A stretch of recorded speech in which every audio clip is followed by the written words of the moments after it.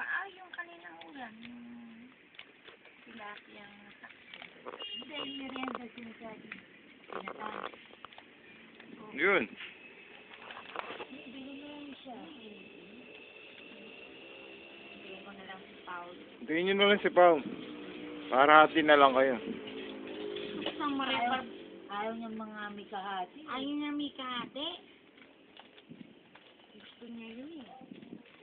Hindi nyo na, naubos na ba? Kumain. Kumain kami dun eh. Ano ba pangalan? Kabigting. Saan yung kabigting? Diyan lang, kapag nung binabanggit niya sa akin ng minsan, mami, hindi na ba tayo kakain ulit doon ni nanay? Ay, masyadong mahal. Yung ang dahil kinain niya? Siomay, tsaka luhay. Ano naman nakain natin eh. 60 ang ano eh. 180, tatlo. Ayun siya. Siomay, magkano ba yung siomay? Magastos yung ganun. Siomay? Hindi yung kakain ka sa labas.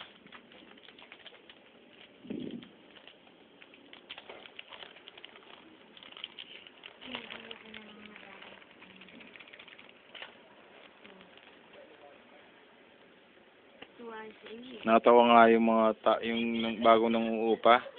Basos mo rin siya, pakala ko kung sino nagsasalita. Yung bago nang-uupa. Yung sasakyan nyo, huwag nyong ihaharang sa harap. Parado nyo sa may poste. Kasi yung din sa harap natin, si Kuya, aawayin kayo niyan, sabi ko. Yung dati kasi nung upahan dyan, nire-reklamo niya, inaway siya. Ewan, sabi ko, magpasensya ka na. Nakita mo naman si Kuya, may sakit yan. Nagkukulay talong na nga. Ilang taon na lang, ilang buwan na lang ang tatagal niya, mamatay. Sabi ko, pagbigyan mo na. Natawa sila eh. Oo, sinabi ko nga dyan. Sabi ko,